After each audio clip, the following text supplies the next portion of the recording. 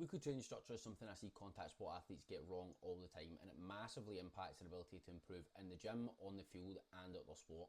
Today I'm going to show you what you should be doing instead, why it works and how it can make you a much better contact sport athlete.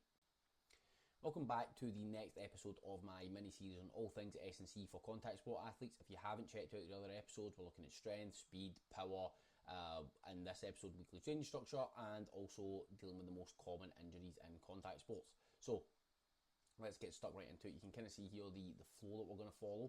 So the first thing I really want to look at is traditional training splits. So you've got things like push-pull legs, upper lower full, 3 times full bodies, bro split, all those sorts of things that most normal folk would use when they go to the gym. So this is probably something you've followed in the past and you might already be doing, and I'm going to show you why they don't work. So firstly, they're not designed around games and field sessions, so you've got other things going on in your training week that most normal gym goers don't have. They don't have to be ready for games, they don't have to be ready for training. In order to hit each muscle group twice, which you might have to do at certain points, you're going to have to be doing 5 to 6 sessions a week in the gym, and you don't need to be doing that as a contact sport athlete. And then if you add in training and game on top, essentially the volume becomes unrecoverable and you can't get back to peak condition for games or for training, or for that matter your lower body sessions, your sprints and stuff, which are really going to drive adaptation. So let's have a little look at an example. So in this example here, we've got sport training on Wednesday and sport training on Sunday. So the first real issue isn't actually the knock-on effect of this Monday session, it's what comes before it. So if we look at the game on the Sunday here, the previous game is also going to be on a Sunday. So if you're a contact sport athlete, you'll know that coming in on a Monday to do a upper body session after having played on the Sunday, it's no fun. You're going to be pretty sore, but 2, you're not really going to be able to give it enough to actually drive adaptation. So straight off the bat, that doesn't make sense. You've then got a heavy lower body session on the Wednesday, and whilst this isn't inherently wrong, a traditional push-pull leg, a lower body session is going to completely knacker your legs, and you're not going to be able to train with any efficiency. And then the kind of worst offender of all this is you've got a lower body session, or a leg session, sorry, on the Saturday. And this is one day before the game. So this isn't just like bad advice, it's just something you can't do. You're going to be completely wrecked, and hopefully none of you are currently doing this. So you might think, well, can you just adjust it? The answer is probably not. So if you move it to the Tuesday, your legs are still going to be knackered going into that Wednesday session, that Wednesday team training session. And then if you move it to the Thursday, the chances are you're not actually going to be able to have any intent in that, because your legs will be tired from the night before. And then a kind of third issue that I've not listed here is what happens if you move it to the Thursdays. Then suddenly a lot of your lower body volume and a lot of your heavy volume is now getting biased towards the end of the week, which is the exact opposite from what we actually want to do.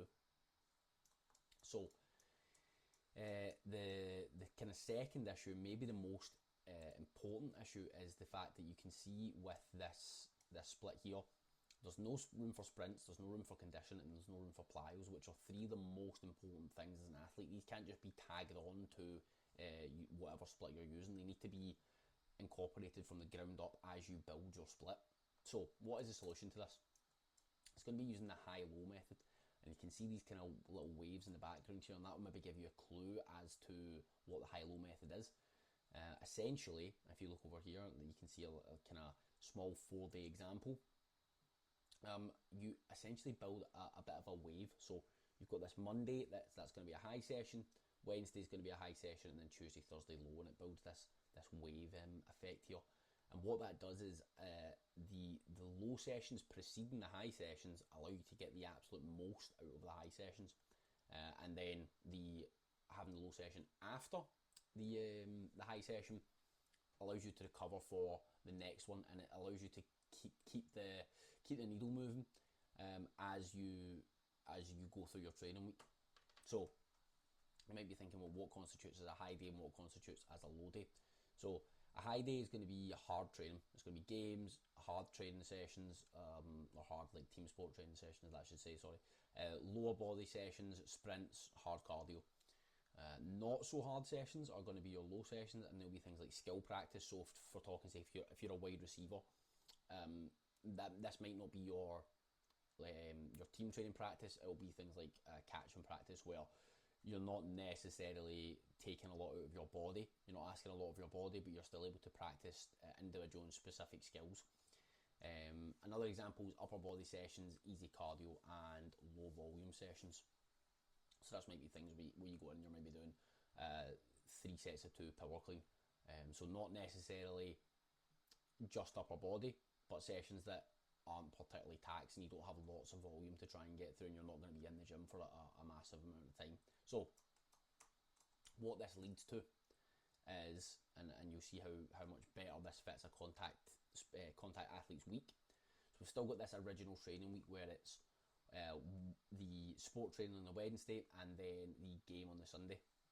So after the game on the Sunday, we've now got a recovery day or completely off. So you might go into the gym and do a little bit of conditioning, or like very easy conditioning on the bike, or and some mobility stuff. So that would be your recovery session, or you can take it completely off. It's up to yourself. It's up to whatever you find is most beneficial for you.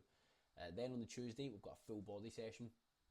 So this is kind of medium. Doesn't necessarily fall into low or the high camp. It's kind of in that medium range, and I think that this just works better because it allows you to give more on this Wednesday session. So on the Tuesday, we're going to be doing full body, power cleans, squats, a little bit of upper body work, etc. Then, as I said, on the Wednesday, you've now got your sport training. So we pair this with a sprint session. So now you can see where we begin to add in the stuff from earlier that the push-pull legs, upper lower full doesn't manage to incorporate very well. So this is where we begin to add that in. And we have it on this day here so that it's called consolidating stressors. So essentially you move things that are quite hard and you pair them together, giving you back a day to recover somewhere else. So rather than having this sprint session on the Thursday and then essentially having 3 hard days back to back, you just move the sprint session to the Wednesday and it gives you this Thursday to recover. So as I said, the Thursday is going to be low, so it's going to be upper body and relatively easy cardio. Friday is going to be a hard lower body session, but probably with slightly lower volume, just because we're now getting towards the end of the week. And then Saturday is going to be a primer session or off, again, depending on what you prefer. And then with the game on Sunday, and now you'll begin to see this wave-like effect that I spoke about before, where we've got a very, very hard session, and then after that it's going to be a lower session so that you can recover. Another example of this down here, we've got, just to show you that this is a very versatile way of programming for yourself. So Tuesday we've got sport training, and Thursday we've got sport training with a game on Saturday. So off on the Sunday. Monday is going to be that medium full body session that we spoke about. Then the sprint session again on the Tuesday. Wednesday upper body and cardio. Thursday lower body and training. Friday off again. So again, you can really see how you can mould this to any week. If I tried to put push-pull legs in here, it just wouldn't work. So that's why having the upper high-low method is very versatile for a lot of different athletes. So just to illustrate that for you, we can have a look at some of the results that my athletes have got using this. So this is Josh here. He's hitting the 167.5 back squat, and this is in season. So this is 95% of his 1 rep max in season, and that is because we're using that high-low split. Again, if we go over to Greg here, put this back to the start, you see this is a 120 kilo power clean for a double at a lighter body weight than he managed to hit this for a single before. So I think he was down probably about 4 kilos. And again, this just comes back to having that high-low sequencing in his training, allowing him to get the most out of the hard days and then keep things ticking over with the low days.